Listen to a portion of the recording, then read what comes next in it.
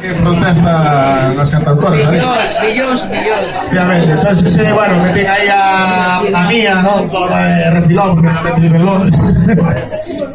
Vou usar trampa tamén, pero unha trampa que ten sentido con Sudamérica, non? América do Sur, porque, bueno, realmente o tipo que escribiu esta canción, os dous tipos, son sudamericanos, é dicir, un é aínda responsable de algunha oficina do goberno bolivariano que se chama Xulio Formoso, de feito é o autor da música, un dos primeiros cantautores de Voces Seibes, foi para lá a Celso Emilio en misión diplomática no ano 69, contou un disco e a cara B foi o primeiro disco Xulio Formoso, non?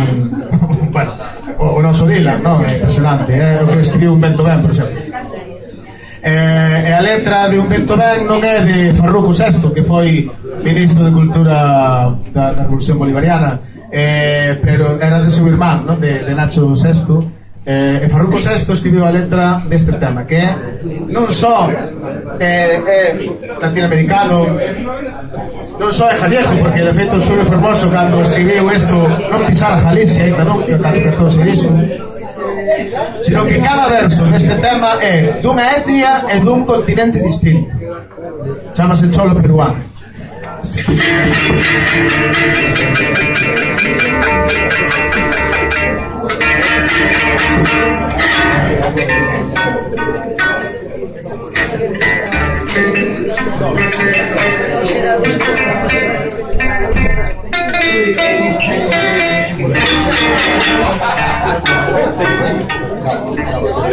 Negro nací no fosco sul, soy un tribeño gobierno.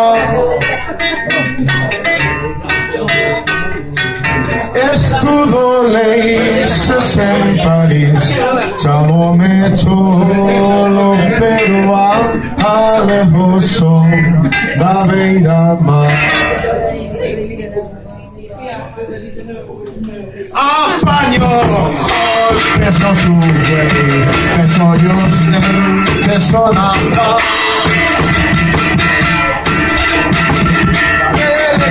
No quiero vivir en mi más alto, me defame o me baja, me moja.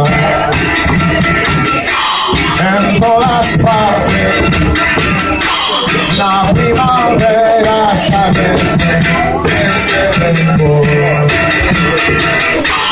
No me bajante, que desama y flores de negra nací, no fosco una tribeña gobierna. Estudo leyes en París, chamome sola peruana, alejarse la vegana.